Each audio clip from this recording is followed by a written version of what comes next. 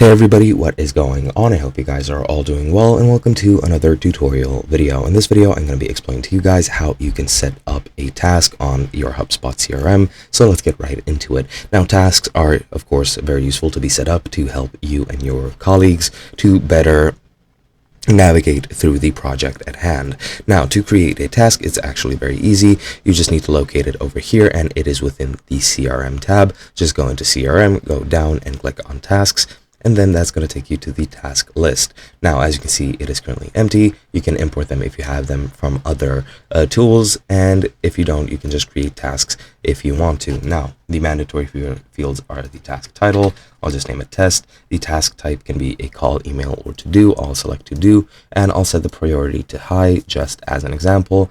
Then you can associate with records if you want to. I don't have any records, so I won't be doing that. You can assign it to whoever you want, and then add a queue if you want to as well. Then you can set up the due date, which is by default 3 business days from the current date, and you can also set the time for an alarm, and you can set it to repeat, and you can also set a reminder if you want to as well.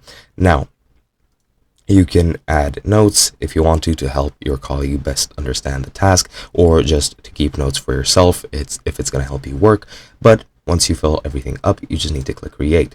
Once you create it, it's going to be added to the list, and it's going to immediately take you to the task overview, as far as I'm aware. And I'm not sure why it's not taking you there yet. But let's say I refresh it, and there we go. It is now in the list. And if we click on the test right over here, as you can see, you can associate with records if you want. You can mark it as complete and return to tasks if you want, and that is basically all there is to it.